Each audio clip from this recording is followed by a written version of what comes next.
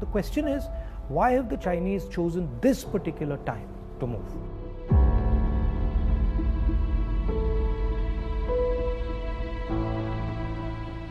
What is it about India's situation that has made China act in such an aggressive way?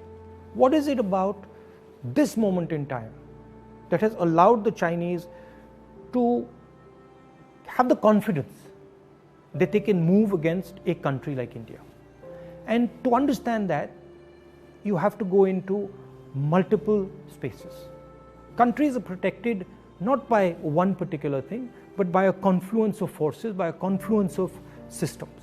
Okay, so a country is protected by its foreign relationships, it is protected by its neighborhood, it is protected by its economy, it is protected by the feeling that its people have, the vision that its people have.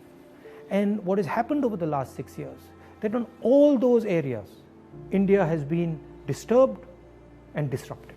And I'll cover each one of them. Let's start with foreign policy. Our relationship with the outside world used to be with multiple countries. We had a relationship with America, strategic partnership with America, I would say, and that is very important. We had a relationship with Russia, we had a relationship with Europe, and these countries used to help us maneuver in the world. Today, our relationship has become transactional. We have a transactional relationship with the United States.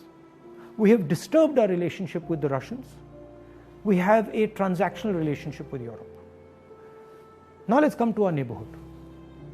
Earlier, Nepal was a friend, Bhutan was a friend, Sri Lanka was a friend.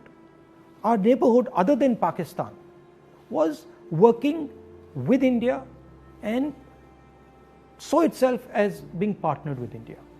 Today, Nepal is angry with us. If you go to Nepal and you speak to the Nepali people, they're furious with what has happened. Sri Lankans have given a port to the Chinese. Maldives is disturbed. Bhutan is disturbed. So we have disrupted our foreign partners, we've disrupted our neighborhood. Now let's come to the economy. Our pride, something that India used to go to the rest of the world and talk about, boast about. Worst economic growth, 50 years, no end in sight, absolute disaster, unemployment highest in 40-50 years. So our strengths have suddenly become our weaknesses. We told the government that, look, please realize that we are becoming vulnerable. All these things are connected. They're not separate. When you look at a nation, you have to look at all these factors and you have to act, taking into account all these factors. We told them, listen, for God's sake, inject money into the economy.